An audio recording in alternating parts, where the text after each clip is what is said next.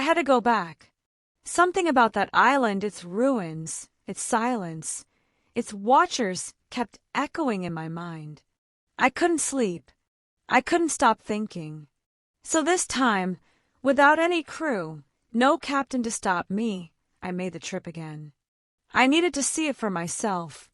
I needed answers.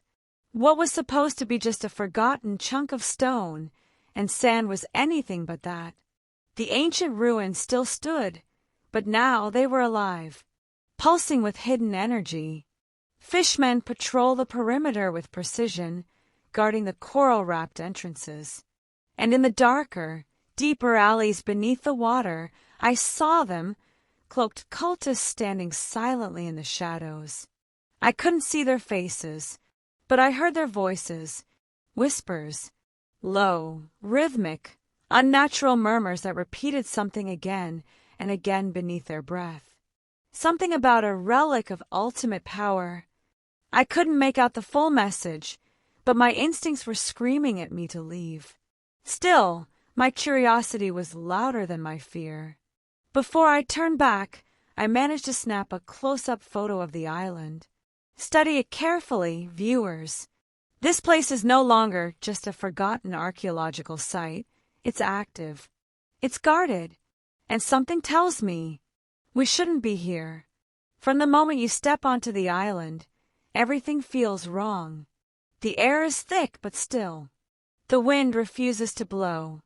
The sun seems dimmer. It's like nature itself is holding its breath.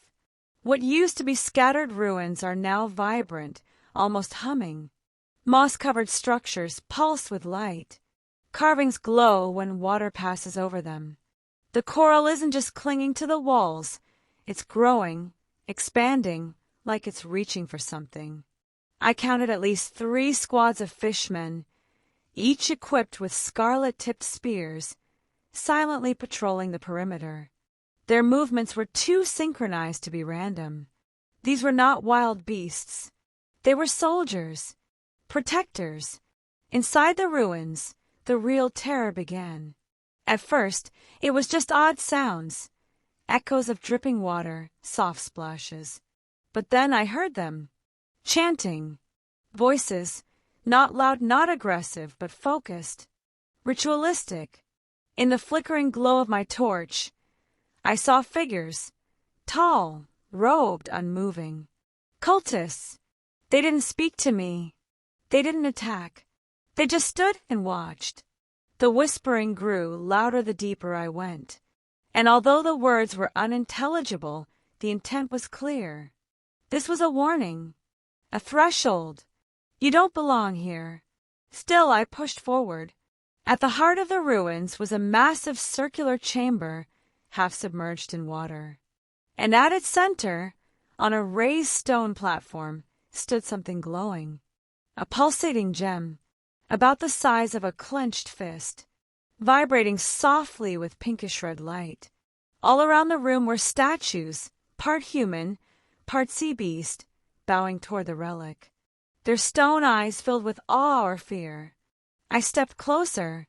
On the floor surrounding the relic were carvings, runes, inscribed with meticulous detail. They spoke of the one who suffers, of power gained through agony, and oceans bent to the will of pain. My heart pounded. This wasn't just some lost artifact. This was something ancient, alive. As I stared at the gem, I felt it hum, and I swear to you it looked back at me. That's when I heard the final warning. A voice, neither male nor female, not loud but deafening inside my skull. Leave, or awaken what cannot be undone. I left, barely, but the island did not let go. Since that day, I've been haunted by dreams. Dreams of fire beneath the sea, of ships burning under starlit skies, of a warrior standing in the center of it all, cloaked in flame and shadow, holding the relic aloft, eyes glowing with suffering and strength. I think the cultists weren't trying to protect the relic from us.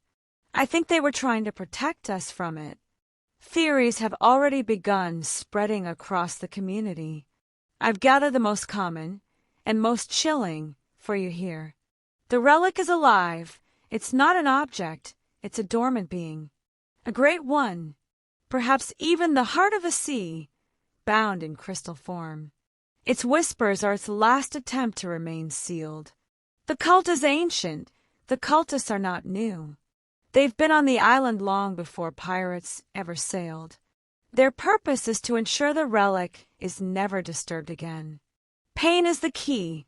Suffering seems to be connected to the relic. The more pain endured, the more powerful the wielder becomes. This lines up with recent leaks about a reworked pain fruit, which might absorb damage to empower its user. Portal to C4.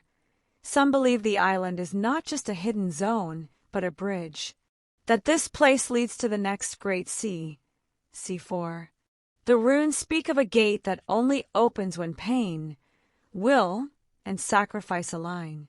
Let's take a moment to talk about the pain fruit, since the rumors connected directly to this relic.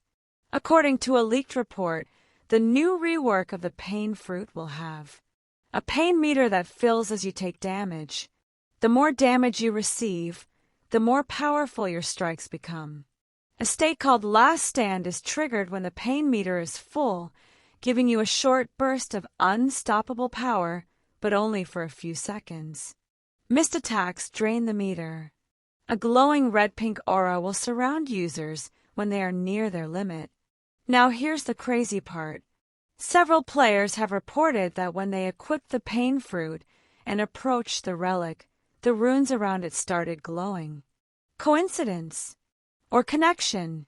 Whether the fruit and the relic are part of the same mystery or not, one thing is certain. This island is no ordinary update. This is lore. Deep lore. And the devs are hiding something massive. So what should you do? Form a crew. Don't go alone. Bring light or portal fruits for fast escapes. Equip Buddha for defense or magma/dragon for burst damage. Don't touch the relic unless you're ready to face what lies beneath.